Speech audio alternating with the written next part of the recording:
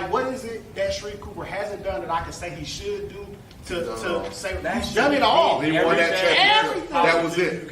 Everything. He's done everything. He's scored a lot of assists. The only thing that can cap off his career is becoming Mr. Basketball. So why is it that when I watch Juwan Odom, did I feel like he's the best player?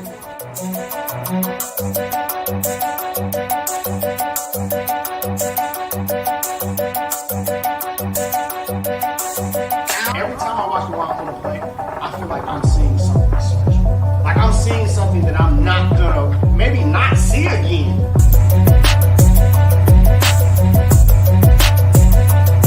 I said that for a long time. BJ Boston was my favorite high school player in Georgia. I don't get that feeling that I'm seeing something I'll never see again.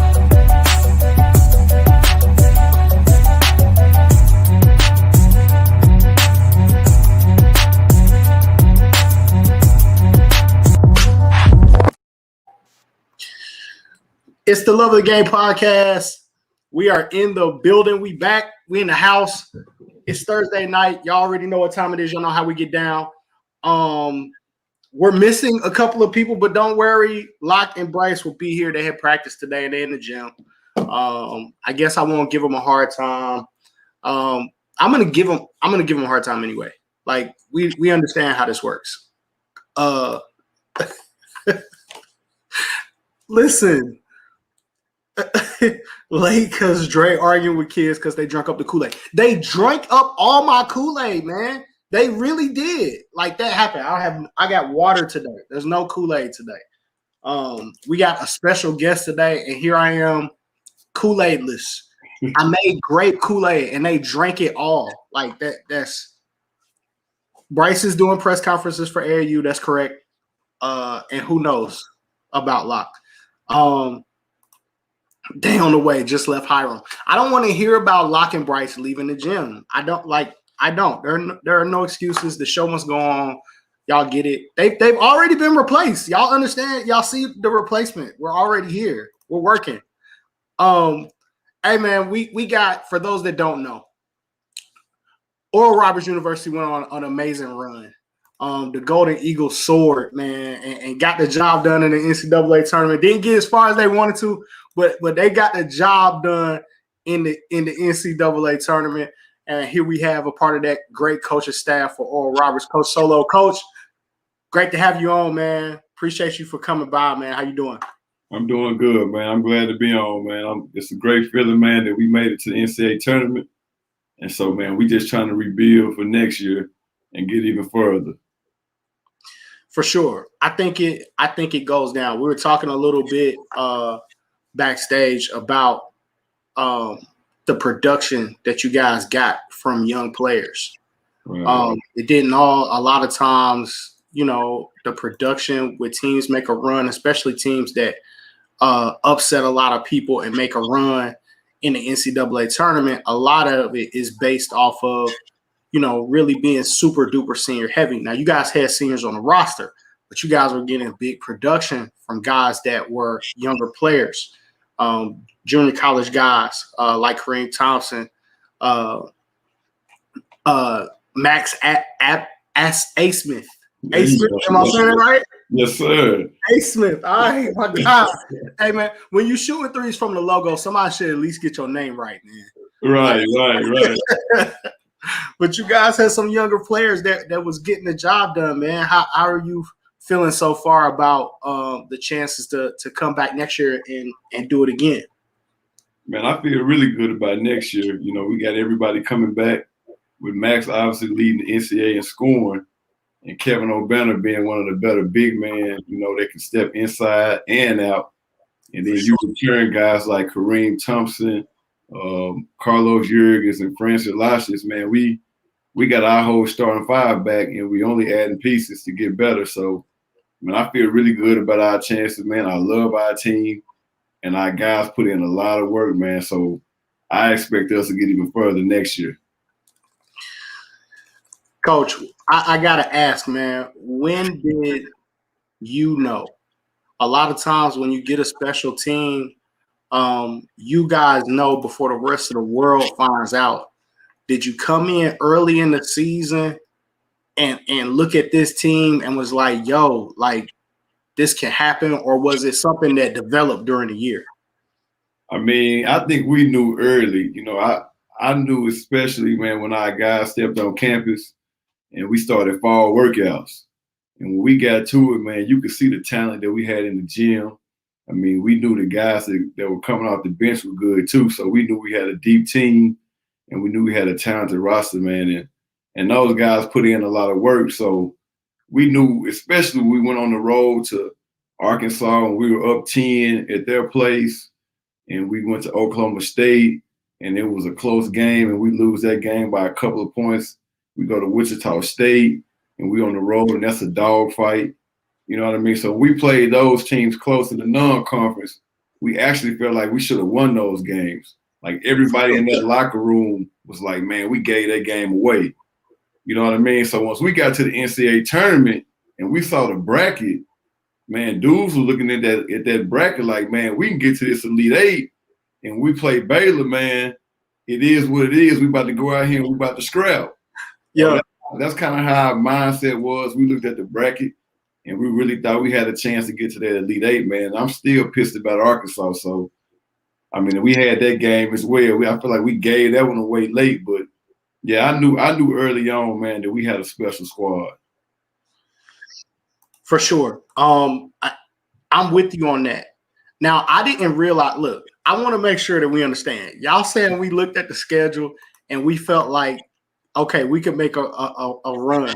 And I believe that, Coach. But y'all said some heat over there too, Coach. Like, I mean, Dwayne Washington Jr. can hoop, dog. Like, that's a goon. So y'all was looking at their schedule with him, with the big boy from Florida. Like, yeah, nah, we straight. Yeah, no, really, like I actually know Dwayne Washington Jr. His dad, man, is from Little Rock, Arkansas. Well, I'm actually where I was born and where I'm from. So, man, we actually really did believe we could beat those dudes. Like, we were like excited that we had Ohio State. We thought that was a great matchup for us. And then we had Florida. We knew they guards were really good, and they had a big kid inside Castleton. Yeah, But we thought we were the better team. And then once we got to Arkansas, I mean, when you were up 10 against that team and have at their place on the road early in the season, I mean, we had all the confidence in the world that we can get that thing done too. they were all right there. Really close game, right toward the end, man. I mean, by the time y'all got to Arkansas, I thought y'all had it. I thought the run was gonna continue for sure. But that I want to go back to that Ohio State game because it seemed like kind of a trend that you guys remind me of our local team, Milton High School, in a certain way. Milton goes to Geico Nationals, undersized, and they kind of undersized all year, but they're a team that just keeps playing. Like, no matter what, you're going to have to beat them. Like, they're not going to lay down. They're not going to stop running their stuff. They're not going to stop shooting the shots that they normally shoot. Like, they're not going to panic. You guys reminded me of a team like that, or maybe they remind me of you guys, I should say. But y'all just keep playing, man. Ohio State had the big boy that was down. I think it's Levitt that was giving y'all some problems down low, but like you kept going, kept making shots, kept getting to the rim. Who had the Ohio State scout, Coach? Let's start there. Man, that was my guy, Coach Pat. Man, I call him a young Coach Hoiberg. Like, my man is like an offensive wizard, man. He really does a great job as scouts. And, man, like, our game plan for that one was like it was great. You know what I mean? It was great. So Coach Pat had that scout. He did a great job on it. And, man, we ended up getting the job done, man. But we go into every game, man, thinking we got the best two players on the floor. You know what I mean? That's how we looked at it all year long. We thought that Max and Kevin O'Banner were the best two players on the floor. And we knew we had a chance to win every night just because we knew those two dudes were problems. And then our role players, man, I mean, they legit as well. So I would agree. Coach, I ain't mad at you. You going into every game feeling like y'all got the best two players on the floor. You probably do. Like, I want to make sure people understand, man. Like, these two guys, when you're talking about Kevin O'Banner, you're talking about 6'8", 6'9" kid that can step out, shoots the three extremely well, can finish, got good hands, good feet. Like, we're talking about a guy that can really play. And then, of course, we talk about Max, who I think everybody feels is an NBA caliber guard, or at least showing that he's an NBA caliber guard. Like, he faced some adversity in that Ohio State game too, and continued to play his game and continue to get through. Like, they were giving him problems as far as getting to the rim, you know, getting a lot of shots blocked or whatever. He just kept continuing to go at him and go at his guy. Is that something that y'all see from Max all the time, like in practice or anything like that? How is he when adversity hits?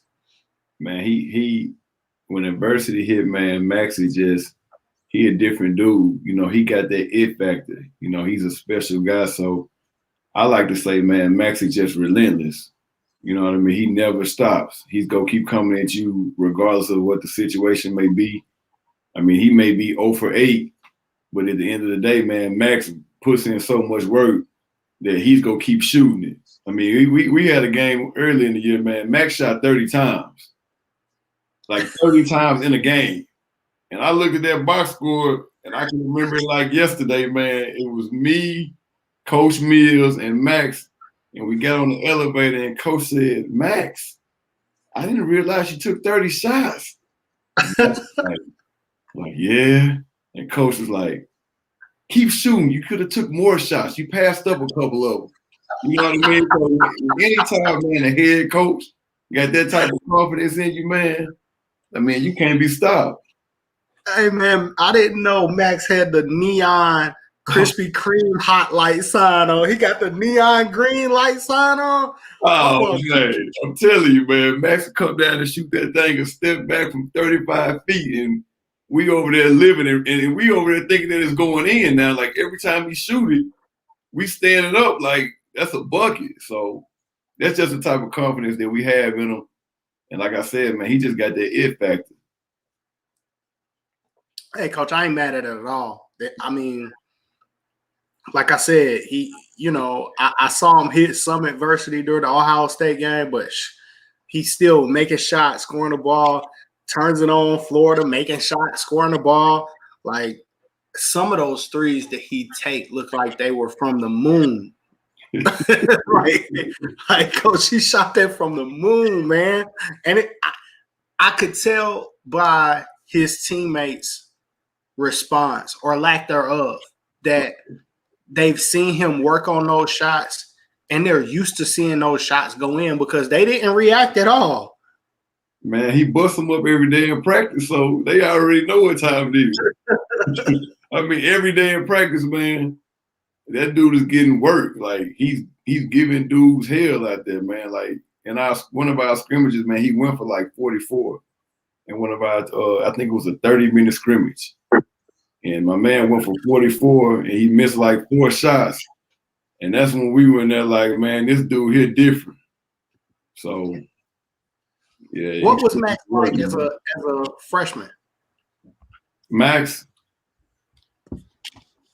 was good as a freshman, man. He averaged 14 a game. You know, he was shooting it, but he was more off the ball. Like, he played the 2 as a freshman. We had another point guard that was a senior grad transfer, and he was just at that time he was a better point guard. You know, so we had Max off the ball, but he still was shooting that thing, man. He averaged 14 a game. He shot like 36 from the 3. You know, but when we put that ball in his hands, man, it just took his game to a whole another level. Coach, we got some questions coming in from the chat, man. So we'll let guys get their questions off live. This one is Coach Solo, being a college coach's son, did you feel any pressure of becoming a college coach? No, not really, man. I always wanted to be a coach, man, just off of seeing my dad. You know what I mean? So when I was growing up, man, my dad was with Rod Barnes at Ole Miss, and I watched him go to the Sweet 16. You know, so that was always my goal, was just to be better than him. You know, so actually when we got to the Sweet 16, I actually FaceTimed him. He don't like FaceTime. And I kind of FaceTime. I said, Dad, I'm like, Dad, I'm on your ass. Like, we about to get this thing done. You know, so it wasn't the right time, man, for me to pass my dad this early on in my career, but I'm definitely pass him. So it was no pressure, man. This is what I wanted to do. No doubt. Now, Coach, great coach, obviously, as far as you being what you guys have accomplished on this staff. But Coach, you could play a little bit too now. Yeah. You can play a little bit too. Are you still jumping in them one-on-ones at practice, Coach? Who are you giving guys work a little bit? Man, I actually kind of slowed down in the one-on-one. This is my first year kind of slowing down in the one-on-one, man. Like, I used to jump out there and get in the mix all the time with them dudes, but I think I jumped out there a couple times this year in that one-on-one, and I still got it a little bit, man. I done slowed down though, man, but it's still hard. It's still hard for them dudes to score me now. I still got pride. I got that dog in me. That dog don't go nowhere. Yeah. I love jumping out there with them dudes.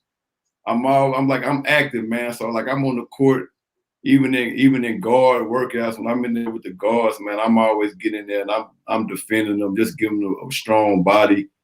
You know what I mean? Just fouling them, always getting physical with them, because that's what they go see. Like at the high major level, I mean, I foul them dudes all the time in guard work, so it ain't none that they ain't seen before. You know what I mean? So I'm just trying to stay in shape, man, just so I can be best prepared, man, just to help those guys.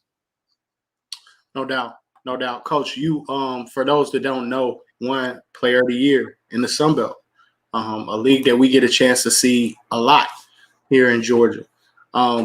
Does that experience as a player, you feel like, help you with guiding a player like Max or a player like the big fella O'Bennett or Kareem Thompson, those guys, through the process as they continue to ascend in college basketball? Yeah, I think my man like, what's up, baby? My man, so low. I definitely think that, you know, I definitely think me being the player of the year and me, you know, playing in the G League and overseas, just my experience of playing with guys like, you know, Sean Singletary, Delonte West, Chris Douglas Roberts, Rashad McCants, Luther Head. I played with those guys, and those guys were NBA dudes, you know what I mean? So I saw how hard they work, and I'm able to relate to our guys because I'm letting them guys know, like, man, those were some real dudes. You know what I mean? If you want to play at that NBA level, I saw them dudes in the G League, and they was fighting for their lives trying to get back in that NBA. So when I come at them and I let them know about stories like that, I mean, it's all love and it's all ears. You know what I mean? They listening to everything I got to say. So when we in workouts, when I get in them, because I'm one of them dudes, man, I'm gonna get in you. And so when I get in the workouts, man, they feel it. You know what I mean? But at the end of the day, they know it's all love because I want the best for them. So you know what I mean? They definitely listen to me, man. They definitely got respect for me, and I'm just happy to see them two dudes, man, get the attention that they getting. You know, they getting a lot of love from NBA people right now. A lot of people saying that, you know, Max could get drafted. A lot of people saying that Kevin O'Banner could be a two-way guy, be late second round, which I really think that dude is very under the radar. You know what I mean? But a lot of people don't understand how hard them dudes work. And when I say work, man, it's like it ain't just practice. Them dudes in the gym before practice, after practice, and sometimes they come back in late at night. So they get in there 2 or 3 times outside of practice. And that's just a different type of work ethic. You know what I mean? And that's the type of work I put in when I was a player. And that's why I was able to get Player of the Year, because I was in there 2 or 3 times a day. And so I kind of relate that experience of like, man, if y'all want to get to that level, y'all more talented than me. If y'all get in here 2 or 3 times a day outside of practice, it ain't no telling what you guys can do. And you know, they starting to reap the benefits from it. I definitely think Kevin O'Banner is a pro. I do. Now I can't be the one to tell where he gets drafted. I leave all that to Rashad Phillips and the team of guys that really know. But I definitely think he plays a pro game. Like he's a 4 all day of how the NBA works today, as well as he shoots the ball. To me, he's a pro. Yeah, he reminds me of a dude named Mike Scott. I don't know if you know Mike Scott. I think he plays with Philadelphia. But that's kind of somebody that could be an NBA comparison, somebody that can step out and shoot and put it on the score. You know what I mean? He kind of got that type of game about him. So I love guys that do multiple things to help their team, and KO definitely on the glass, trying to help defend the rim, shooting the ball, and for a while, I've seen him carry you guys offensively for big stretches because everybody keying on Max. He's really carrying you guys with scoring the way he shoots it, big stretches of the game. We got comments in here to say you used to kill Georgia State, Coach. You want to confirm or deny that? Yeah, I used to give Georgia State some work back in the day, man. I used to love coming to the A, man. I used to love coming to the A, putting in work, man, because I just kind of love their crowds, you know what I mean? And I kind of wanted to show out in front of the crowd, man. I love coming to the A, putting in work. Coach, I hope during your college days, a long time ago, before you got the job with Oral Roberts, that you weren't hanging out with Locke after hours after the game, that there were no additional festivities while you were hey, guys. Long time ago, before you they don't even know what we were. Hey, Next Solo my Final Four buddy. Hey, Solo my Final Four buddy.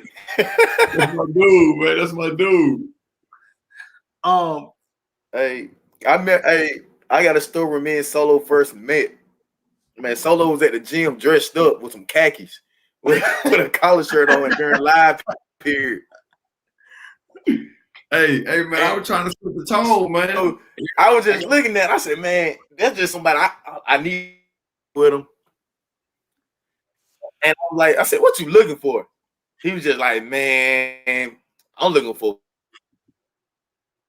whatever. I said, all right, man, I got this kid. He's 6'8", named McKinney from Team Power. Yo. You remember him, Solo? Yo, I remember Kenzie, 6'8".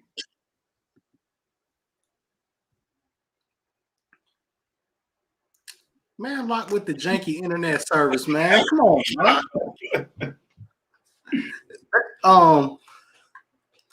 Coach, what you obviously have a chance to recruit nationwide. Right. What are some of the areas that you feel like the basketball is the best? Ooh. Hey, man, look here, man. I don't want to get you kicked out, Coach. I don't want to get you banned, but just hey, man, I'm an Arkansas dude, man. So I'm always riding for my state, man. I'm rolling with Arkansas, man. Arkansas is the most underrated state. Okay. It is the most underrated state. Like we got guys in Arkansas, man, that could go play mid-major right now. That's got no offers. Like. It is a state where sleepers at. If you're talking about best, are you including Memphis in that? Memphis is underrated too, but I'm strictly going Arkansas. Arkansas got a lot of dudes, man. That's under the radar, man. We got a bunch of dogs down there. That's you know what I mean. That's flying under the radar. If you're talking about the best basketball states, man, I gotta go with Texas, Georgia. Texas and Georgia, man, they probably got the best. They got the best basketball players. Man, you can go find a lot of dudes in Georgia and a lot of dudes in Texas. Those are probably the two where you can find some real dudes at. And you can find sleepers over there too. It's a Coach, lot in Georgia too. I want you to take a message back to all of our friends in Texas for me, if you can, please. Why won't they come here and play us? Man, we go there and play them. I have no. Hey, look, I have no idea. I've been kind of messing with some of my dudes. Like, man, why y'all won't go up there? So I don't know, man. I actually want to see a lot of the Texas teams go up there and play y'all. You know what I mean? Yeah. I think that's if you talking about, because Texas always say they got the best players. In Georgia, you know, I hear a lot of talking with everybody in Georgia saying they got the best players. So why not meet up, man, and go at it? I don't know, man. Yeah, man. No politics, man. No capping. I feel like, I mean, we send our best to Texas. We sent Ant-Man to Texas, and Ant-Man went to put on a show. Like, come on, man. Send one of the guys, man. Send a team to the A, man, and come down here. Who giving Lemon Street Classic? Like, give us a matchup, man. Who's that dude? It's some dude on Twitter that's from Texas that says that Texas basketball is the best in the country. I'm like, come on, bro. It's really different here. Marlon Lowe reps Yeah, Texas. Talking about Marlon Lowe. He reps Texas really, really That's tough. why we rep Georgia. I love Marlon Lowe. It's probably Marlon Lowe or this dude named Buff. You know, Marlon Lowe is mostly in the Houston area, and then Buff is mostly like in the Dallas area. So I know Buff always repping Texas hard. You know what I mean? So and they got players, man. But y'all got players. I want to see it. Y'all should have like a showdown, man. In the A. We could do a joint podcast with Lowe and the summer guys and invite them down. That'd be dope. Wings on me. Just tell them to show up and don't hide on the circuit now, because we got a lot of stuff off the big path that they need to come and see. Don't hide on the circuit. Don't hide at the Nike event. Right. Come.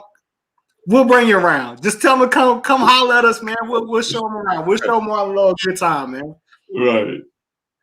I'll keep Mark Edwards away from him. I know Mark gonna talk a lot of trash. Mark gonna be on their head. For sure. Coach, how was it? How do you see AAU now versus when you were coming through?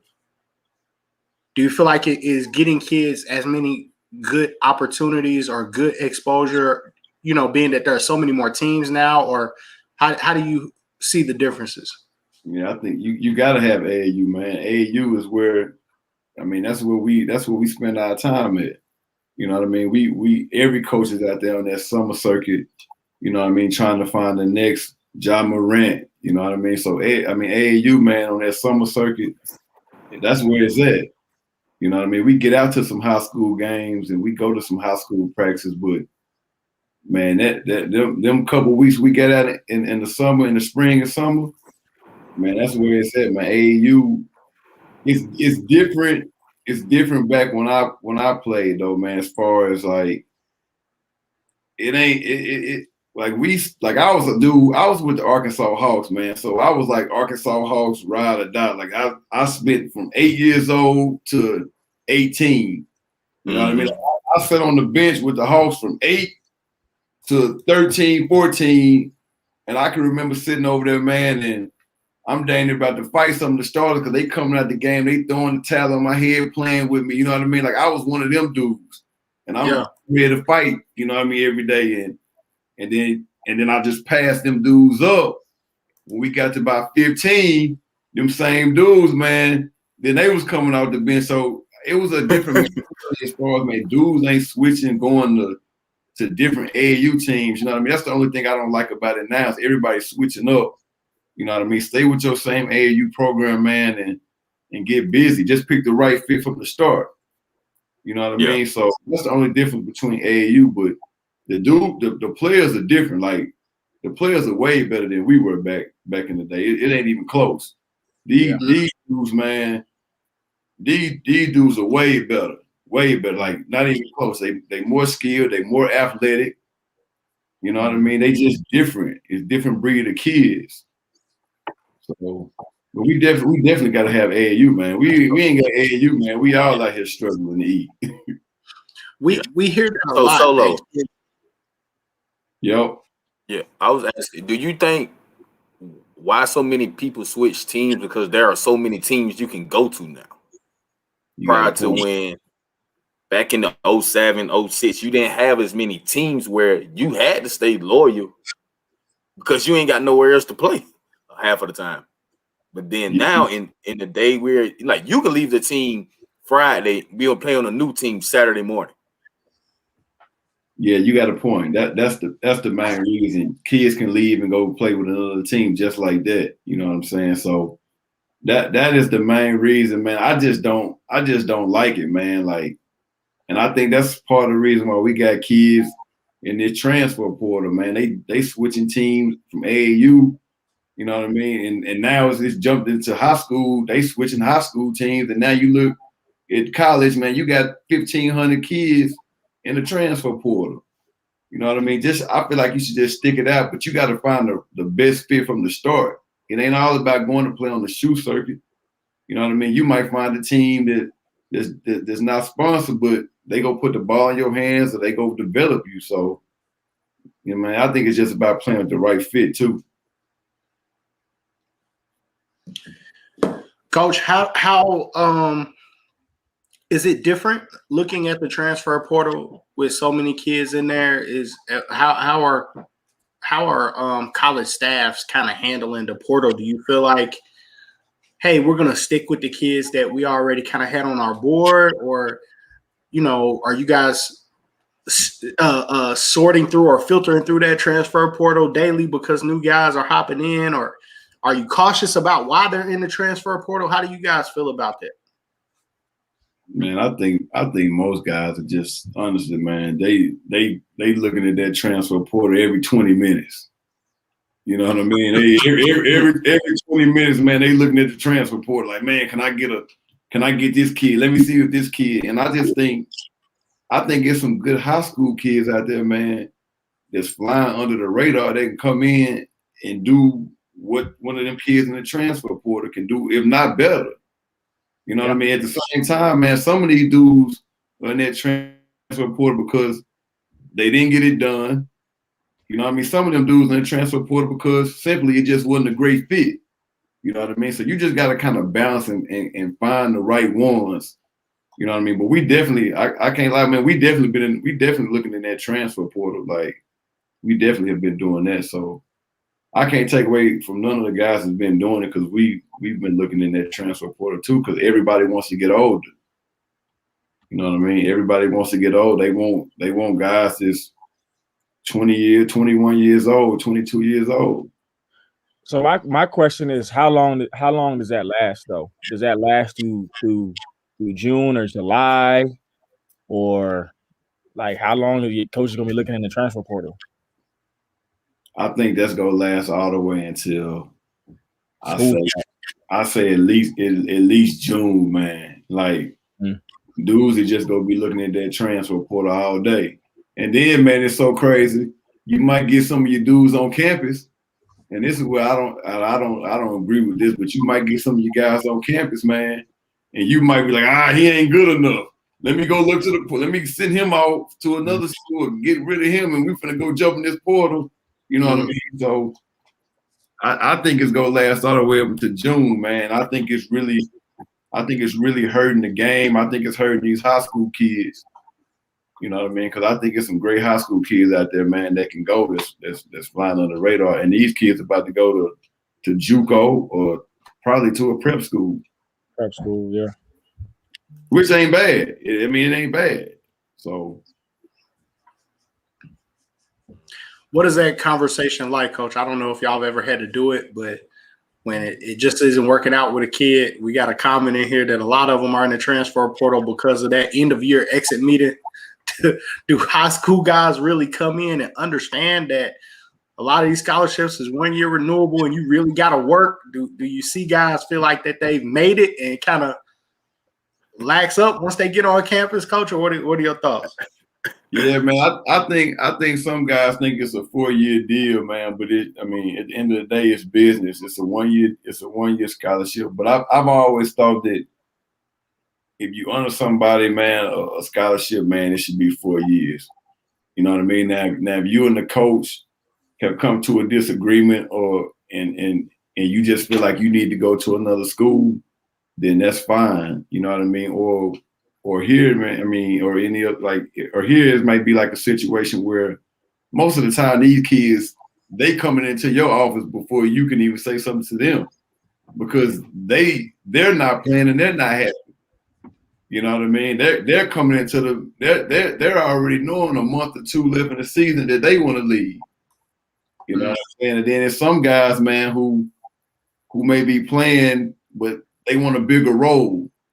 You know what I mean? So at the end of the day, you might sit that kid down and say, look, man, you know, you may have a bigger role at this place. We want you here, but you could go to this place, man, and you could be a 30-minute guy, but here you're a 20-minute guy. And it's like, do you want to stay? We let you know that you're a 20-minute guy and you got a chance to fight and get it up, or you can go ahead and leave now. You know what I mean? And some guys are like, Coach, man, I'm gonna fight. I'm gonna show you. And I've seen situations where some guys have stayed and they've been successful.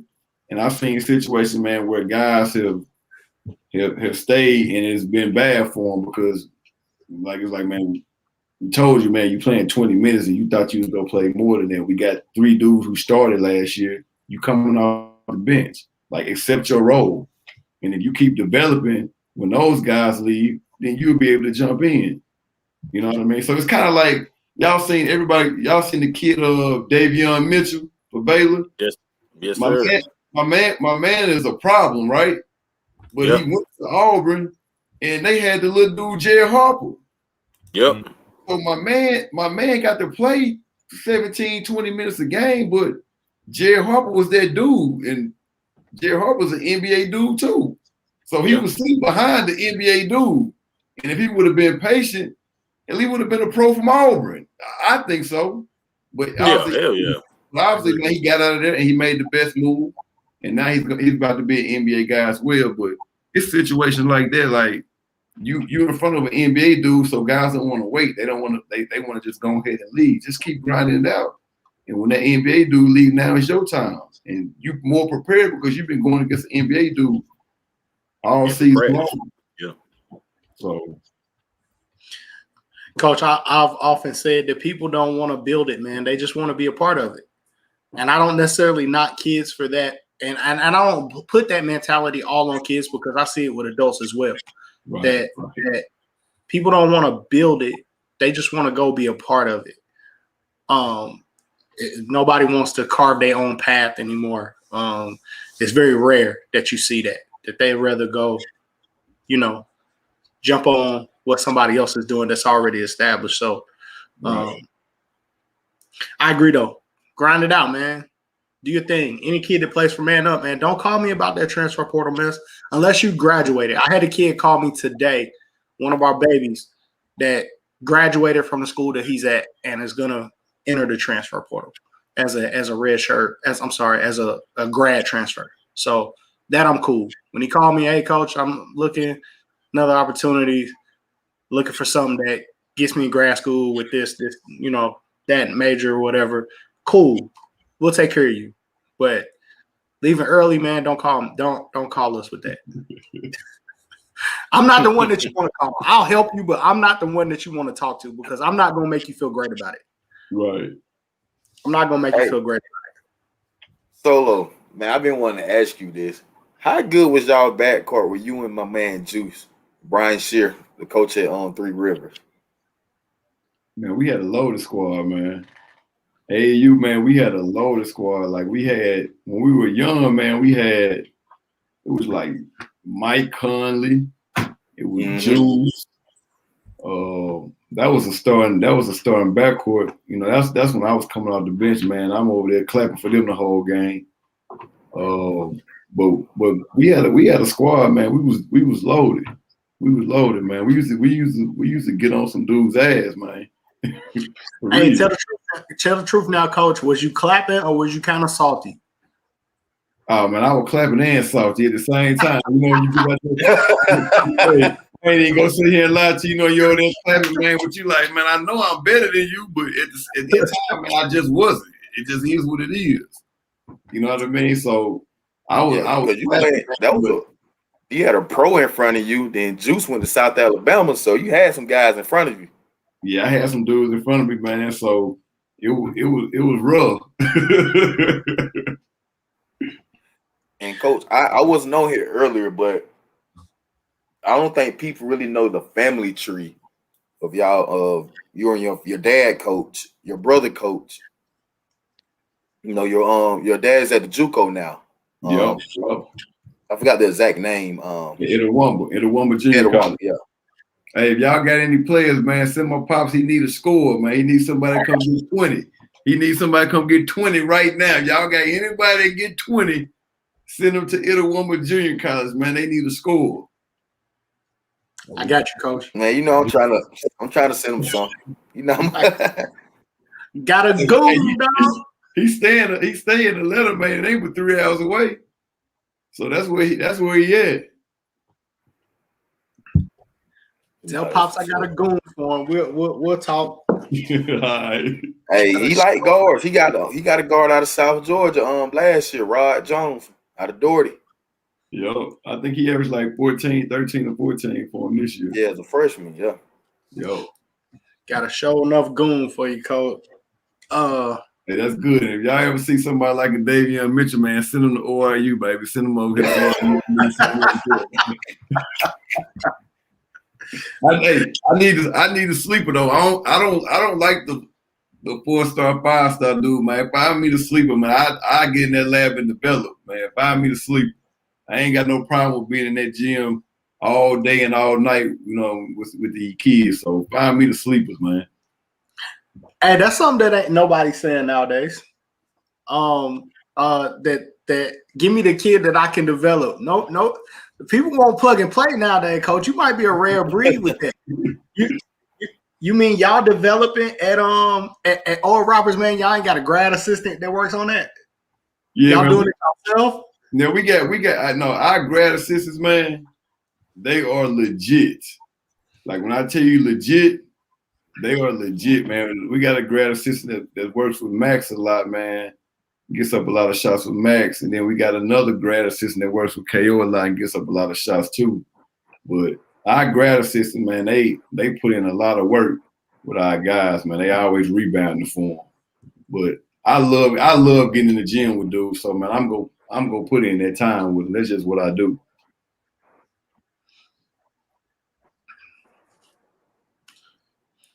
When they go to Bryce, man, they gotta be plug and play. They gotta be ready. Bryce, I developed, man. I develop them for live period, and I get them out there. Hey, that's what gotta get them ready for live period. That's what we aim for. Mm-hmm. So I can see him be like, I can go grab Solo because I've done that where Solo be in one gym, and I would say, hey, don't even look at these. I got somebody for you. You walk over to the next gym where nobody's at. I said, this is the kid you need to recruit. I feel like he's watched us a few times. I feel like even he was watching like DJ or something like that or somebody. Yeah, he was looking at DJ Patrick at one time. Mm-hmm. The 6'5", 6'6" shooter, shoot that thing. Yeah. Yup. He going where? He going South Florida? Or? Yeah, South Florida.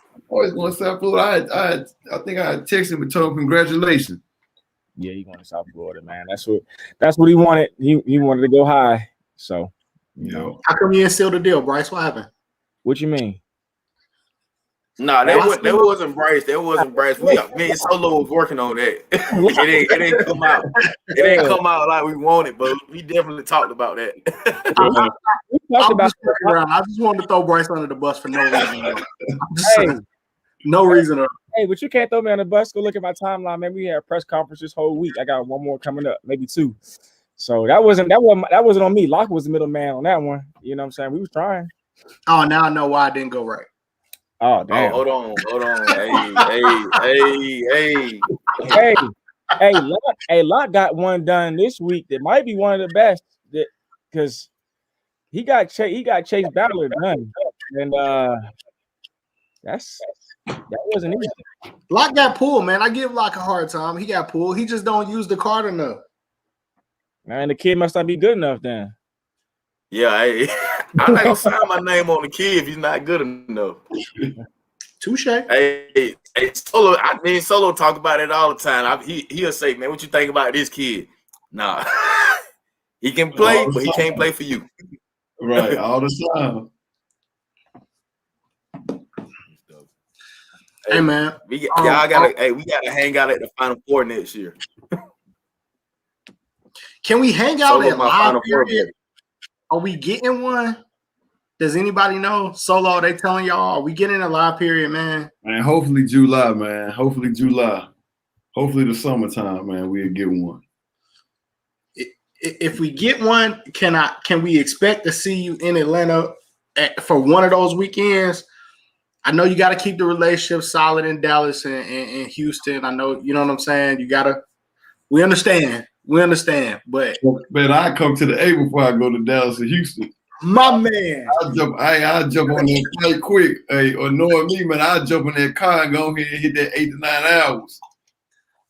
That's what I like to hear, Coach. Hey, Lock, so wings on you when you get here. Who? No, wings on Solo. You must hey man, hey, no. You say wings on me, huh? It's on the coat. Hey, look, Solo my dude, but I have no Oral Roberts gear. I told you I was gonna send you some. I got you.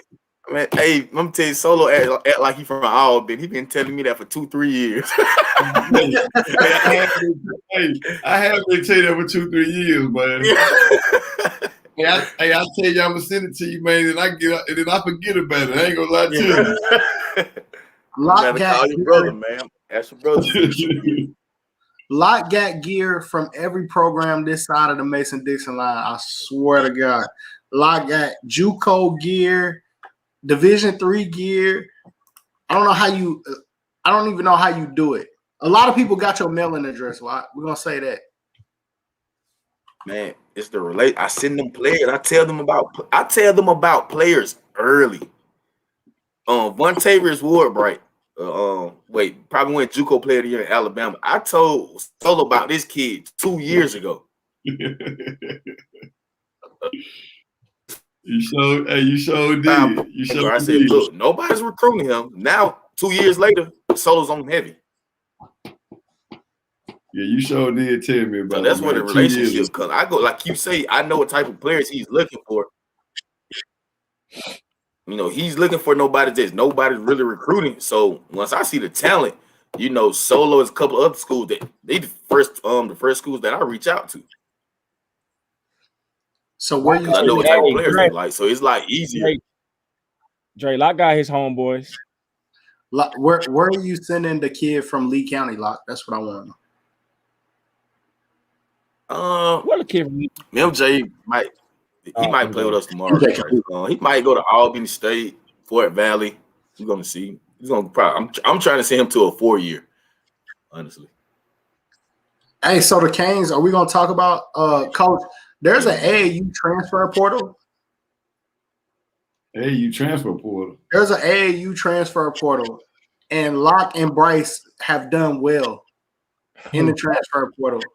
They do it every year, man. It's like you get to see their team, and then after about 3 weeks, you got to go back and see them again because I just know how it is, and I know kids always gonna choose the shoe teams first. So the first weekend they're gonna choose a shoe team like they've been doing, and even last weekend, the second weekend, we was watching a shoe game with Adidas and a Nike team, and it was about 15 kids on the bench. So I just know how they're gonna do. By the third or fourth weekend, they'll be calling and they'll be back. And here we go. Oh yeah, man. You have to, man. That AAU transfer portal, kids are not happy, man. You got a lot of teams, 10, 11 players. They're really good, and you know, like, hey, you come play here 20, 25 minutes, or you stay playing these 10 minutes. You can stay playing 10. You know, especially when you're 17, you in the crunch. You need to play. Yeah, you need to play. You need to play. So I know how it is. So I mean, you need to play.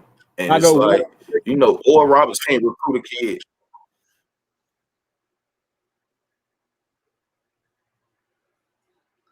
Hey, what's wrong with Lock Internet, bro? What's wrong with Internet, Lock? He must be at his sidekick house. The Wi-Fi slow. Right. A Lock on the Teddy Riley today. Did y'all watch that last Versus though? That was pretty good with the Ozzy brothers and Earth, Wind and Fire. That was all right. No, but I am watching Method Man and Redman on the 20th of this month. That's a weird Versus because they like together. You know what I'm saying? Yeah. I hope they do some songs together, but that's more of a concert than a Versus. Coach, are you watching? Have you watched it? Had a chance to watch any of the Versus battles? I watched that Jeezy and Gucci, man. I was locked into that one, but I ain't watched that Ozzy, brother, man. My wife was locked into that. I ain't gonna hold you. That Ozzy brothers and that Earth, Wind and Fire, it was all right. It was what she told me, man. She was getting it in. She kept getting on my nerves because I was in the office working on something, man. She kept coming in, dancing, and like, man, this is legit. You need to start working and put that down. I'm telling you, it's legit. Whose side were you on, Coach, in the Jeezy versus Gucci battle? Where did your allegiance? I rock with Jeezy, man. But Gucci, man, is tough too, man. But I rock with Jeezy. But I'm not gonna lie, man. What Gucci did, man, that was tough. Jeezy handled that. You know, he handled that pretty good, man. I don't know how he did it. Hey, but he did. What Jeezy say he was smoking? Pookie Low. Jesus, y'all smoking. Tough. It's tough. And definitely prayers up for DMX for sure. Right. Prayers up for DMX, 100%.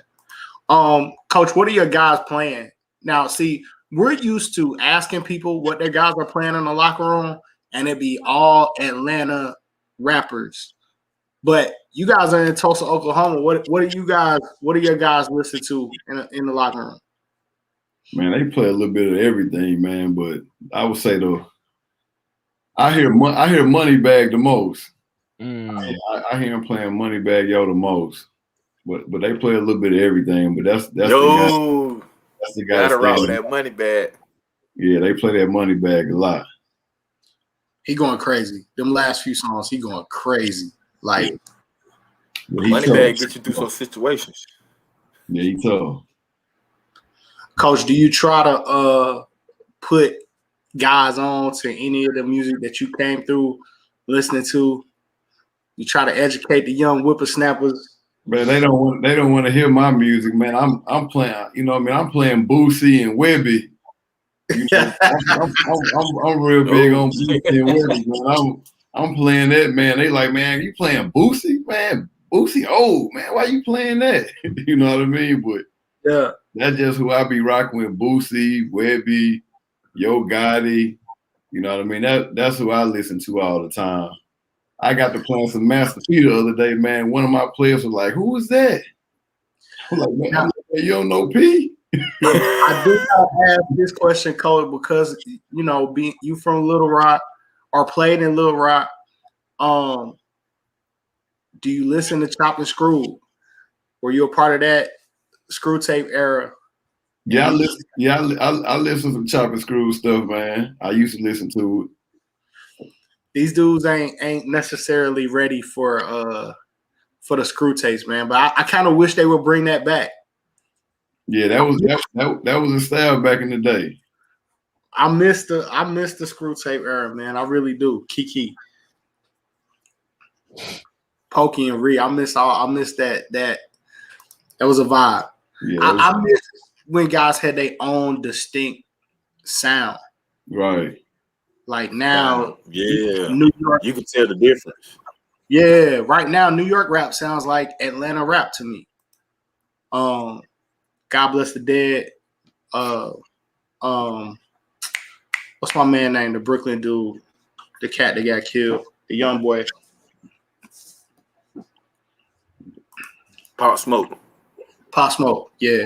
Yo. He sounds like an Atlanta rapper. If you didn't know any better. Pop Smoke, nice too. Nice. He was about to get active. Yeah, for sure.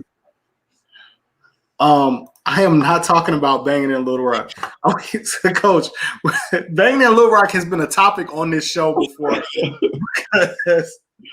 So, Coach, there are a lot of inside jokes on this podcast, and somebody just brought one up. Banging in Little Rock changed my entire neighborhood. Like my whole city went crazy when that came out. Right. Like dudes that was carrying lunchboxes to school were in gangs the next day. Like Right.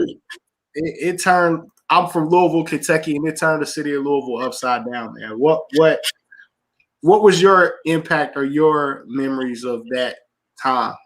See, man, I was young then. I think I was like probably like 3 or 4 or 5 when it was really hitting hard. You know what I mean?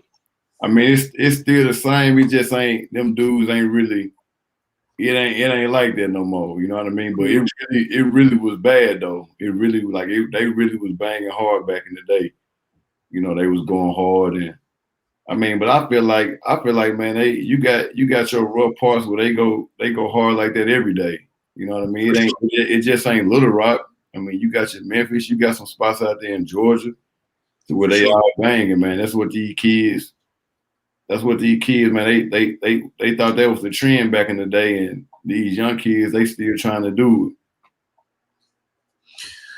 Kids have such a different every generation has some type of adversity to battle against. I'm glad that at least I believe the crack epidemic is over. I think we feel like we pulled ourselves out of that. I hope the gang banging epidemic is over. People ask me all the time, these young kids, they putting out songs, they doing all these dances. Coach, I love it. I love to see the players dancing before a game, all that stuff, because y'all not killing each other. So I love it, man. Do your thing. Wear them tight pants. Wear all of that, whatever they want to do. Right. I do wish that the young guys would get haircuts, man.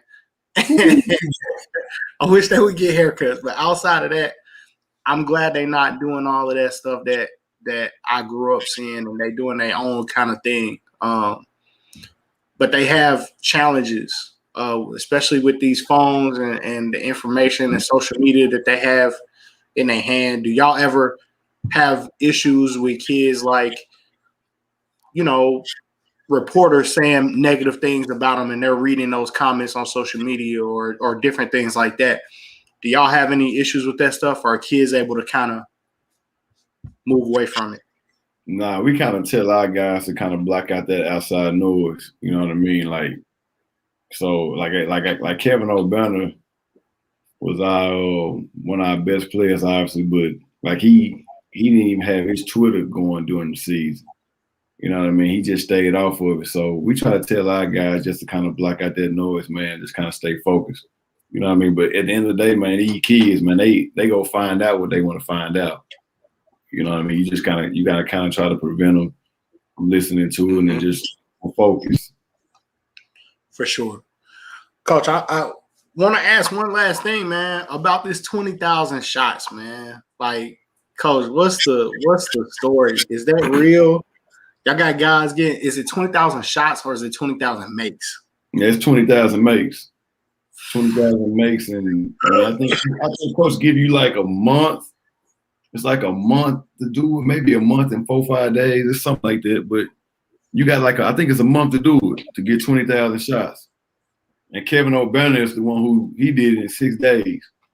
But he got it. Wow, he got a different type of work ethic, man. He was in there at 6, then he'd come in there after class, and he'd go eat lunch. Then he would look at his time and say, I got 30 minutes to get some shots up like that. So that's how he got it done like that. He was in the gym literally 5 or 6 times. You know what I mean? Yeah, he was getting it in. And his whole point was like, I'm about to get in here and get focused and get these shots up, man, so that I can work on other parts of my game that I need to develop. that's really how he got it done in 6 days. You know what I mean? Like he was like, I want to focus on my ball here. So let me get these shots, let me get these makes up, man. And so he was in there just getting it in.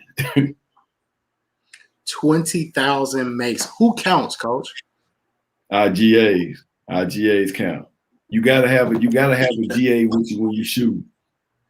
An IGA coming in, count all his makes. They can either pass or they can watch you shoot on the gun.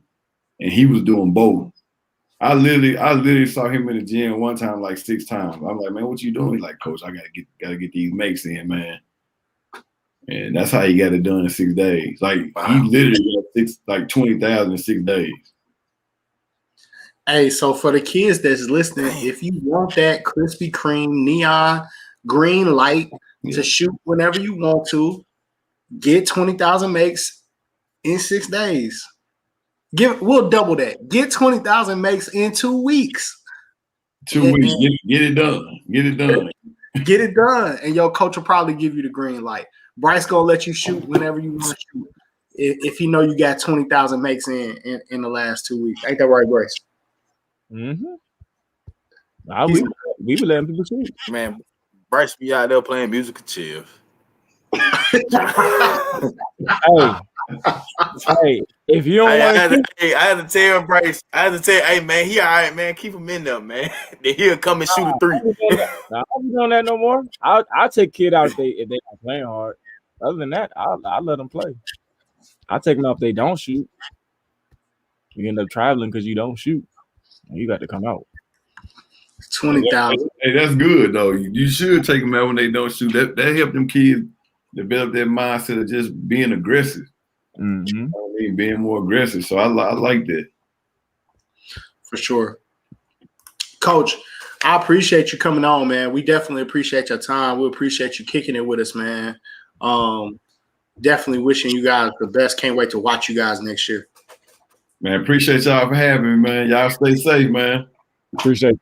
All right, I'm gonna chop it up with you later. All right, bet.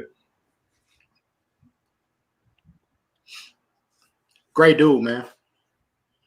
Nah, man. When I say that's my ace, when we at the Final Four, that's who I try to link up with. Man, he's one of the few coaches, any kid that I recommend to him. He's I'm not just recommending him any type of kid that I know it'll fix his program or the players that they're looking for. So definitely good dude, man. And he hoop. Like he hoop. Yeah. At a high level. Play. Yeah, for sure. What I saw something that says the COVID restrictions in Georgia are going to be lifted tomorrow. Man, them things was lifted in the summertime, man. it was lifted in Atlanta for sure. Yeah, it's been a long time since I thought about a COVID restriction. I didn't want to, I had some jokes to get off, but I didn't want to get them off too bad because I don't know. I guess this matters.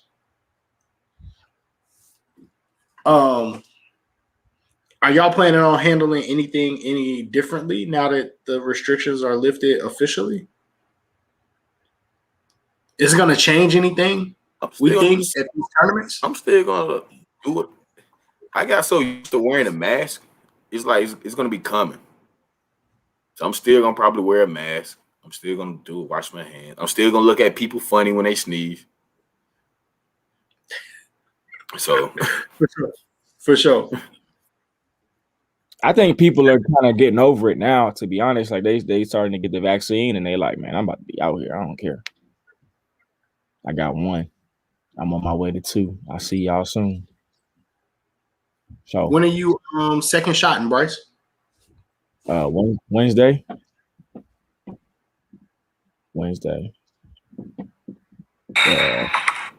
14th. So that's what's up. Trying to get it done.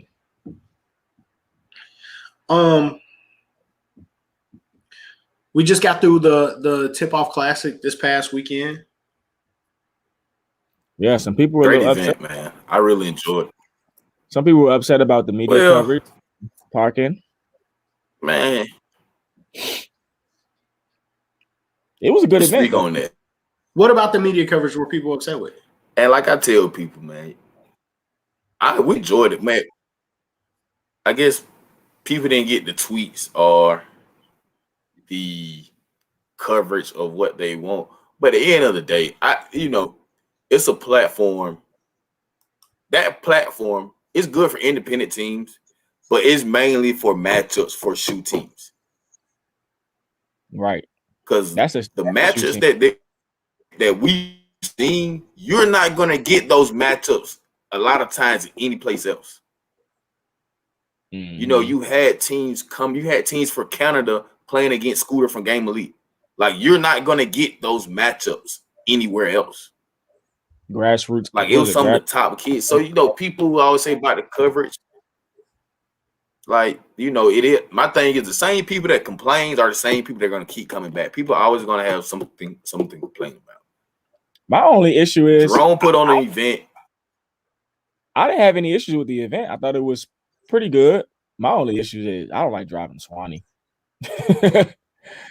Especially on a Friday. Yeah, like that's the only thing. Other than that, it was cool to me, My thing is, like, I also think, I don't think you're entitled to get a tweet. I don't think you're entitled to get videos just because you see Preps Hoops in the gym, or just because you see On the Radar in the gym, or whoever it is. I feel like you're not entitled to get anything just because you sign up and pay your money. Now, if you do well and stuff like that, yeah, you should get some type of recognition. But that's part of the game. You might show up one event and not get nothing. But it is what it is. You know what I'm saying? We can't do nothing about it. Then that's when you go play in another event. Hope you get something from it. I guess I would just ask this question. And no, I didn't get any text, although I almost did. I hate when refs try to prove a point, and when I'm talking to a player on the bench, you're staring me down to try to see what I'm going to say, to try and tee me up for saying something about you when I'm not looking at you. I'm not paying you any attention. Anyway, whatever. Yeah, I agree with that. I will say the refs be way too emotional. Way too emotional, dog. Like, I should be able to call you a fucking bum. I'm sorry. My mama might be watching. Sorry, mama. Sorry, granny. I apologize. I should be able to call you a bum, a freaking bum. To my player, I should be able to turn to my player on the bench and talk about how horrible you are. If I'm not talking to you and I'm not talking in a way that I'm expecting you to hear me, but I'm just not facing you, like, you know what I mean? I'm literally not talking. I'm talking to my team. I should be able to say whatever I want to say about you. I'm not talking to you. Yeah, they can't handle it, bro. Like, I know, like last weekend, I was sitting down. I wasn't even standing up, and I wasn't even talking to the ref. And the kid, like, looked like he traveled to me, and I was just like, "That's a walk. He traveled." I wasn't even saying it to the ref. He was just having to be jogging by. He didn't travel. I'm like, bro, I wasn't even talking to you. Yeah, I didn't address you. Like, what are you talking to me for? Those are the ones I hate, man. When the ref has Dumbo ears. Like, come on, bro. Stop it. No. Not talking. Yeah, I think everybody will be at Lake Point this weekend. Everybody will be at Lake Point. I'm not gonna be all there Friday. I'm not gonna be there all day Friday. Saturday, Sunday, I'm locked in. I'm gonna ask this question about media coverage and tweets though. Has it gotten to the point where everybody is a little too sensitive about that? Because I mean, if it was kids, yes, upset that they didn't get tweeted on after a game, like what would we tell them? Here's the thing. This Twitter thing has gotten so out of control. It's out of hand. It is out of hand. Like I said, too much on Twitter. It's a lot.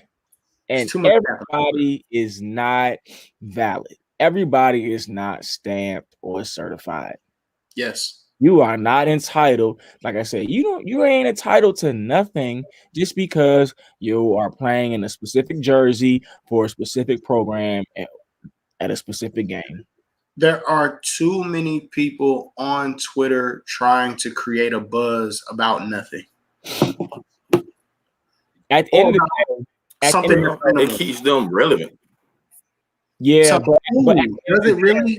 Yeah, I'll say, but who? Because at the end of the day, they're gonna only go back to certain people's tweets, certain people's videos. There's only a few people they're gonna go to. So I think it's out of hand on both ends. I think it's out of hand with the people who the media, and I think it's out of hand with the players and the parents. I think it's out of hand. It's out of hand. Because at the end of the day, anyway, your game still has to. You still have to perform. Your game still has to translate to the next level, whether you get a tweet every weekend or not. I'm just going to continue to say this. There are way too many people capping on the internet, capping on Twitter, trying to create a buzz out of nothing. Yes, college coaches are paying attention to Twitter, but they ain't paying attention to everybody's Twitter. They see it, but everybody ain't about to get. Nah, it don't work like that. Too many people capping on Twitter. A lot of it is cap. That's I don't knock people for what they choose to do. I can only tell people why I do or don't do what I decide to do. And I don't think we can go and say we can't tell programs what to tweet and what not to tweet. Never. But never. I mean, because I don't think anybody actually agrees. Even everybody who is going about running their program the quote unquote the right way. Even like Bryce, you and I don't tweet the same stuff about our programs. I mean, I don't know what you're give me an example. Like you guys at the end of games, you'll tweet out the score and score what on your teams, right? Yeah. And I've been doing that for years. For sure, right? And I don't think there's anything wrong with it. Me personally, I just don't tweet scores. So I'm just using that as an example that I think even programs, I think you guys are going about it the right way. I know we're trying to go about it the right way. Even programs who are going about it the right way don't necessarily do everything exactly the same. But there are some people who are like taking it way, like it's getting out of control. Yeah. Out of control. At the end of the day, like I said, not everybody, it doesn't mean anything if there's no substance behind it. You know what I mean? All the time. So, and I get it. Like if you're trying to build your program or build your brand, yeah, you got to use Twitter. You have to. That's not my issue. Like if somebody posts a video of their weekend and their highlights, I don't have no issue with that.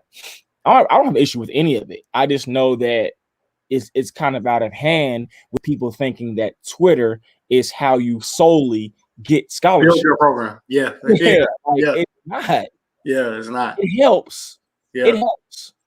Like if you get some videos and some tweets by certain accounts, it does help get you create some buzz. It does. For sure. But that's not it. The kids got to work. You know what I mean? That's just the conversation starter. It's a lot of work that goes behind it. A lot of work, man. Yeah. So I saw this weekend tweeting out that you beat a certain team when that team was playing up. Like, and you didn't tweet out that they were playing up. But I mean, tweets that mislead people, I don't like that. Yeah, but Dre, somebody got mad at me for doing that last summer when we won a game and we tweeted who we played or the coach of who we played. They got mad because they said that's you know what I'm saying. But it was like, well, don't you coach for that team? So it's kind of hard for them to be like, whoa, they played up. Like, I'm not gonna like. Why would you do that though? Why am I gonna do that? They played up. That's their fault. They got beat. Like, you know what I'm saying? Like, how can you be mad at him when? And I don't even really know the whole situation. How could you be mad at the person who posted the video if you played up in that age group and you got waxed?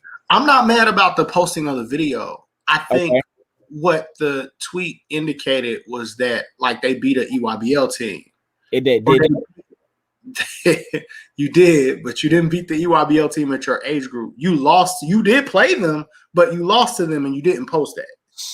So who did they lose to? The younger group?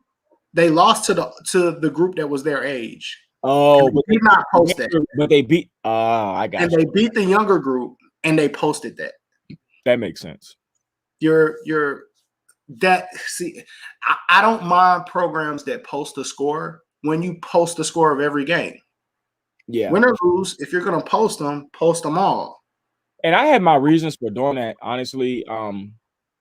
I do it not because I'm trying to like prove that like we're winning or losing. I don't really.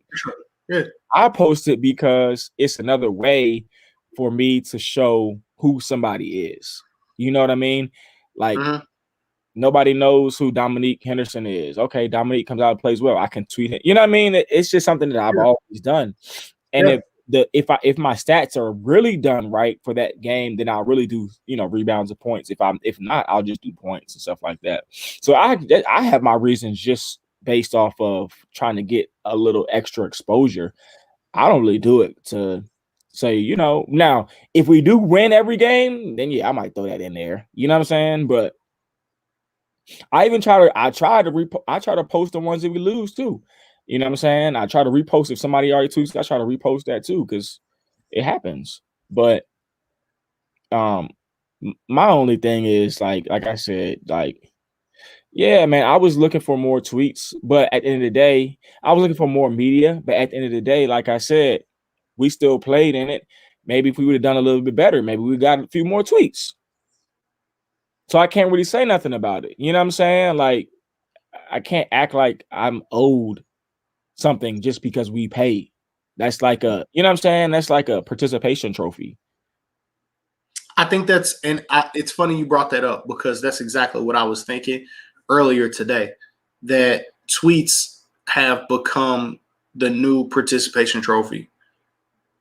Yeah, because everybody now wants to be a writer. Everybody wants to be you know what I mean? Yeah, highlight videos have become the new participation trophy. I've seen people have horrible games. Like you had a bad game and put out a highlight video from that game. I've seen guys put out highlight videos when they had more turnovers than points. But the highlight still came out. Yeah, that's what I said. At the end of the day, they're gonna look at who posting the tweets anyway, and they're gonna go back and get a reference. That's just the way it works. Like, even if I post some tweets about somebody, they still probably not gonna believe me solely 100%. Right. They may believe me more than the next person who's just, just starting, but they still gonna ask somebody else probably. Is this kid legit? How good is he? So, you know what I mean? So, I just know, man, just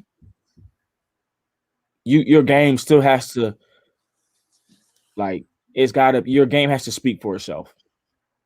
Like, forget the Twitter, forget the write-ups. Like, that shit is cool. But if somebody comes to your game and you can't handle the ball, you can't go left. Or you can't come off a screen and knock down a mid-range jumper. You can't hit an open jumper. Like, your game has to speak for itself. You're not in help. You don't talk on defense. Right. You don't rotate. You don't meet the guy outside of the paint, cut him off. Yeah. Like, at the end of the day, your game has to speak for itself. And Twitter has allowed people to get away with that, being that their games are not complete. And you can still, so-and-so did this, but they still nah, bro, you still got to work on your game. And I just think that it's becoming too much. Like, it's a lot. And Like I said, you ain't in. I just feel like you're not entitled. You know what I'm saying? Like you're not entitled that now. Would it have been nice? Yeah, it'd been cool. But are we gonna talk about this supposed fight? Or I can't say supposed. I guess dude posted his face all busted up. So oh no, I don't want nothing to do with that. Because I don't have let me tell you something. Never mind, because I ain't gonna say that. I'm gonna okay, Ain't look. No way. I'm gonna just say one thing and I'm gonna be done with that shit. Okay, go ahead. Nah, I don't want to say it. Okay. Nobody be pulling up, and I don't even know the scenario, so I can't really speak on it. Right. That's why I'm going. For one, it's just a basketball game. There you go. That's where I'm going. For two, that's where I'm going. When children are dealing with adults in that situation, things can get out of hand. Yes. And it just needs to not get to that point because thank goodness that guy is, you know, he didn't crawl. Like I said, I don't know. I just looked at the video, but thank goodness he's not different than the way than how he reacted. Yes. They could have gotten. Not everybody's like that. People could have lost their life. People could have gone to jail for a very long time. It could have gotten really ugly. Yeah. And we never want that to happen in front of kids. And that's my whole point. I don't know the situation. And if you don't know what we're talking about, then I'm not going to be the one to tell you. But apparently there was a fight that happened between one program and another program. I won't say that.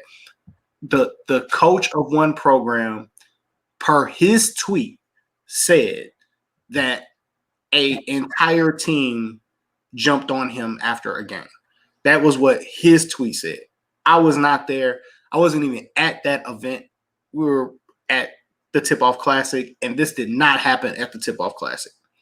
The only thing that I will say is that while we are all competing, us guys that came up playing the game during a certain time, trash talk, and it's all in good fun. Yeah. I coached against Dana King for Cam Sports Elite, and we talked to each other the whole daggone game. And we trash talked to each other. And it was serious, and it was competitive. But it was never going to go there. It stops when the game's over. Stops when the game is over. When the game was over, we dapped each other up. We laughed. Good game. We embraced. I'll see you guys next week. Great job with your team. Right? Like, the trash talk can get heated, but it is never supposed to go there. Nah, it's just a game. Never supposed to go there, man. So nothing can happen. Nothing good can happen from those type of situations, man. Nothing. Like I think about the kid whoever it was, kid or kids, who may have been involved.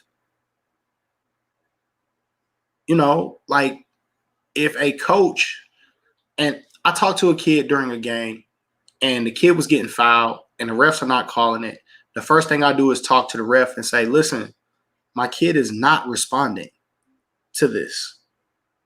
He's being fouled. He getting slapped in the face. He getting elbowed in the mouth, blah, blah, blah. He's not responding. At some point, this kid is going to respond. I need you to step in and do your job, right? Because we don't want it to go there. On the floor, but especially off the floor, we don't want it to go there because my consistent communication to the kids is your scholarship potentially could be worth $200,000, $250,000 more, depending on what school you go to. Do you really want the reason that you don't get that $200,000 scholarship or $300,000 scholarship? You really want the reason to be because you got in a fight? A fight that at the end of the day was avoidable, right? All of these confrontations that we see 9 times out of 10 are avoidable. Like I think we felt the same way at Rock Hill last year. Like that type of stuff is avoidable. Mm-hmm. let's try to make sure that that's And not. you know that and these types of situations, unfortunately, are why NBA players and commentators they go on Fox Sports and ESPN or their own Twitter account and say, no, this and that AAU basketball, this and that. You know what I mean? But out of all of the weekends that you have seen and been at, and Yeah, you usually don't see any issues. You know what I'm saying? You see competitiveness. You see, sure. you see some yelling and some chanting and some, like you said, Dre. But you know, it just, and yes, we all get competitive. We all want to win. We want to compete. But when the game is over, it's over. It's over. But that's why, like I said, that's why these people get on their phones and say, "Man, AAU basketball is terrible." And the crazy thing is, most of them probably played AAU basketball. They did. They did. And a lot of them have fought on the basketball court before. Right. They fought on the court at some point. We've seen Kendrick Perkins probably fight numerous times or get into some little, situations. It's part of his job. Yeah, for sure. So, but you don't want to do that, and this comment is perfect. It's a game. Adults are taking it too far. You don't want to do that around kids. It's not the model. That's not what we want to do. And again, I'll say I wasn't there. But honestly, sometimes it's kids. Sometimes the kids are losing their cool in the game and throwing their hands. So, man, it's just a basketball game. It's just a game. Like, and it's the game that we love, and at the end of the day, we're all here to protect it. I mean, I believe that, Bryce, that's why you coach as hard as you coach. We definitely ain't here for the money. None of us are. Yeah, I mean, yeah. I expect kids to compete. I expect you to play hard.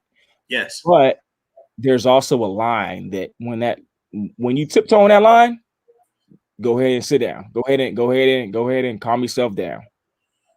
You know what I mean? Because like you said, Dre, you one mistake away from being viral or one mistake away from being on the internet. You do one thing, you done.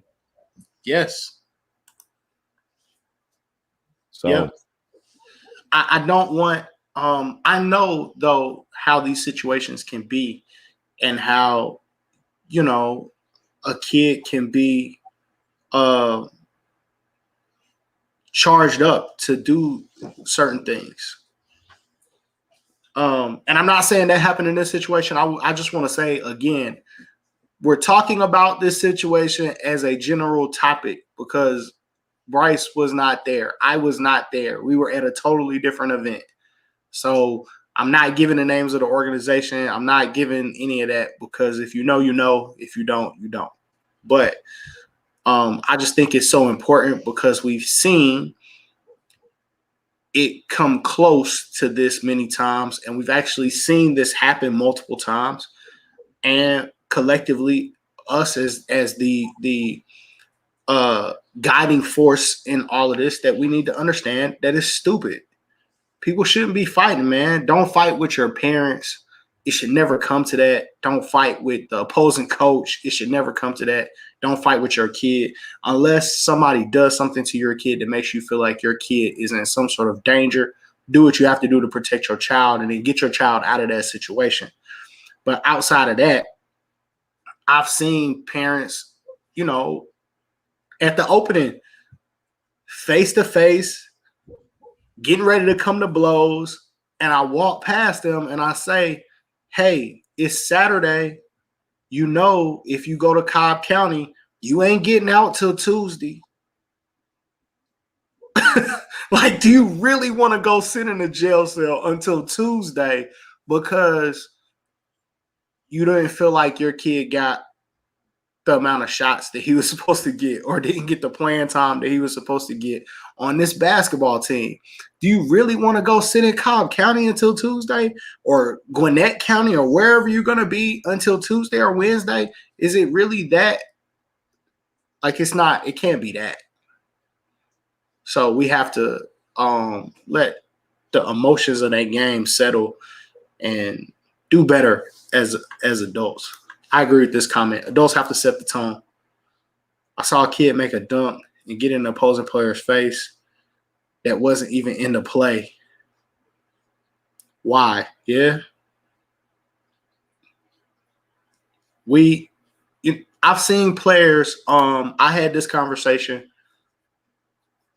I've seen players get hyped up to make bad plays. I've seen coaches yell at players and say no layups. Don't give them nothing easy, no layups. But when you say that, what type of play do you think this kid is about to go make when somebody has a breakaway dunk? What do you think is about to happen when you told him no layups? He's going to go foul somebody in the back, or he's going to go undercut somebody and put somebody at risk unnecessarily.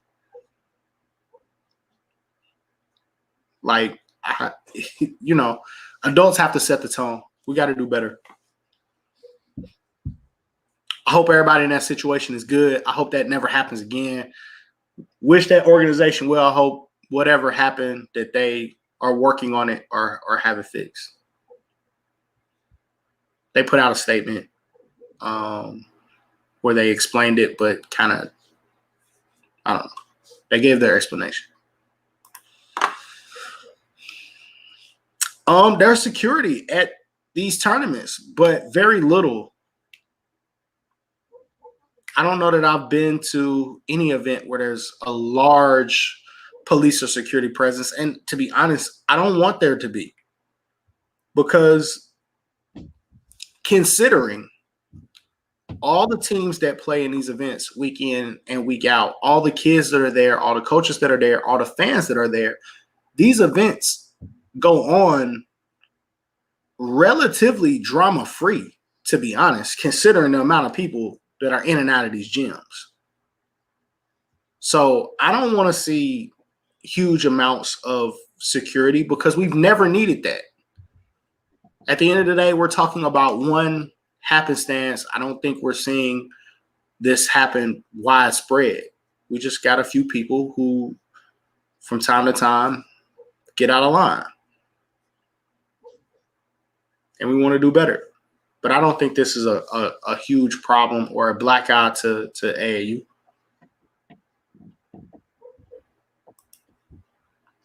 I think we're going to have – I think they announced on the radar at Lake Point 300 teams, Bryce. Yeah, something like that. And we'll probably go through this event without incident. So that's a lot of people. 300 teams, if you imagine 8 to 10 kids on every team for 300 teams, that's a lot of kids.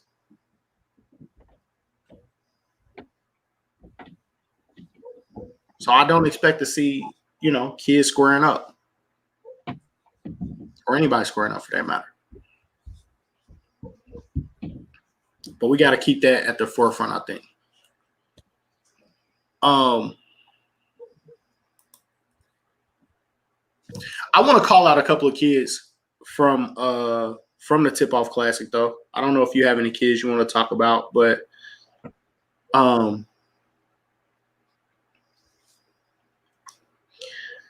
going to name off a couple of kids that I think are probably some of the best guards that people don't know. If you're around the state of Georgia, you may or may not know all of these kids, but for college coaches, some of the best kids you don't know. Sammy Pacis, I may be pronouncing that name incorrectly, but plays for Game Elite, is a dog. That is a goon. That is a Division I level player. Yeah, he's a Division I guard. Mid-major, honestly. For sure. And currently has some D2 offers, nothing at the Division I level. I've posted his highlights on Love of the Game before. I said he was a goon back in November. He's still a goon. He's playing great for Game Elite. Devin Story, that plays for the Atlanta Lightning, is probably one of the best two guards that nobody knows. One of the best shooters in the state of Georgia, can score it like nobody's business, 6'3", 6'4", shoots the leather off of it. Oh my God. Kid can play. He can absolute flat out play. And nothing shaking in his recruitment. I think that's another Division I level player. Could be a low major, mid major type player at the Division I level. And I think last time I checked with him, he had Maryville. And that was it. No, not Sammy Moss. This kid, Sammy, is spelled Sami. He's from France. Moved here about 3 years ago, plays for Trinity Christian. About a 6'3" guard, and he's like it. He's like that, for real. Devin Story is like it, like I was saying. Keith Robbins is balling for Team Dickerson. Mm-hmm. Keith Robbins is balling. Like, he's shooting that thing. Team Dickerson seemed like they still got some kinks to get worked out with that team. DeMond still got some work to do, but I'm sure they'll be out this weekend.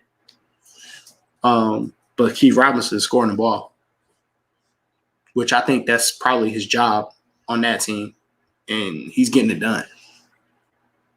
Mm-hmm. So those were some Georgia players. Of course, we had, Elijah Fisher and some other guys that were in town, but those were some Georgia guys that are probably under the radar that college coaches haven't seen, maybe not even heard of, that can really, really go.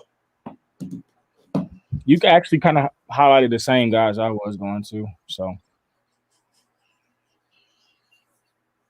Cool.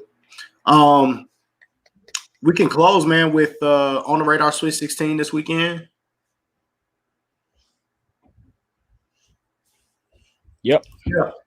Sammy has some D2 offers. He got a lot of Peach Belt offers. Good basketball in the Peach Belt. They stole one if they get him. That's a D1 guard. Who? Sammy? Sammy, yep. Yeah, yeah, we'll see what happens with him. Any breakdown, Bryce, this weekend coming up on the radar?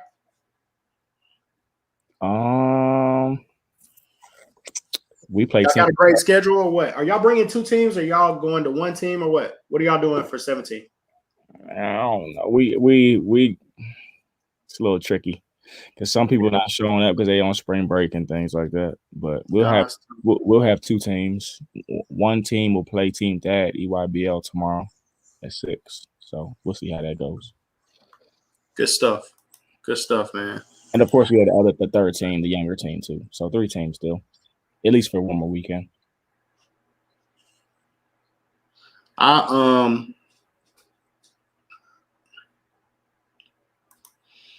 I've got some great matchups across the board. Who you got?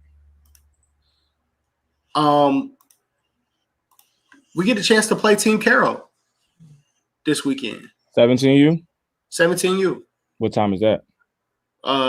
8 a.m. on a Sunday. I always play at 8 o'clock in the morning. I'm going to have to be there for that. We really looking forward to it, man. I appreciate it. We got Team South Carolina as well. Definitely appreciate that matchup. So I'm looking forward to it, man. I got 5 teams out this weekend, so it's going to be tough for me to really see anybody else play because I want to try to spread myself around to all the kids in our organization. Almost 50 families, man, between 5 teams. We're at 46 families that have trusted Georgia Man Up with their kids, man. So want to make sure they all get my support. So I'll be running from gym to gym. I'll be tomorrow hitting 17U 6 o'clock game. Then I'm going to shoot over to Wheeler to catch our 15U. They start at 7:10 and then the late game at 9:30 or 9:45, something like that. So I'll be on the bench giving them the same love that I give 16 and 17. And I'll try to shuffle that schedule and make sure I'm there for my 16s on Saturday at some point. Spend some time with them. So the more teams you grow, it gets tougher, man. But we're happy, man. New uniforms out, shoes is out, socks, bags. We're rolling everything out, man, this weekend. So it's gonna feel great. Sounds good. We can't wait, man. I like the move OTR to Lake Point. Yeah, it's good. It's more room. It's a lot of room at Lake Point. Yeah. Stuff like that. Were you expecting this event to be this big? There's a lot of teams at 17U. Like, it's a lot of teams. Yeah, it doesn't surprise me. I mean, because like I said, people are getting back out. So, and then the first one was pretty big. You know what I mean? So for sure, it's not surprising. Usually in April, this is usually a big event anyway. You know, April live periods and stuff. So it's usually big. I don't think this game is gonna happen, man. I thought it might happen this weekend, but it didn't happen. I don't know. I'm bringing in some people, man. I gotta fly. You know, had to use some of my my miles this weekend to bring somebody in. So you might be lucky you ain't playing us this weekend. We ain't there yet, man. One day we'll get that flight pass and all that kind of good stuff. But we're gonna keep grinding it out, man. Until Potts got that Canes, that Canes and Team Force. He got that matchup early on, but he ain't even get the unsigned kids. He got the younger kids. Hey, man, I extended that Potts Hurt offer a long time ago. That kid can play. Mm-hmm. Believed in you early. Yeah, he can shoot. But no, man. I hope everybody has a great weekend. Hope everybody enjoys themselves, man. Please remember, man, support these kids. Be positive with them. They got enough stress that they have to deal with week in and week out. And remember, if we get a live period, it's going to be in July. We're a long way away from July, man. So support these players, help them make it to July, and help them be sane when they get there, man, because there's a lot of adversity between now and then. So love you guys. That's our show for tonight. It's the Love of the Game podcast. We out.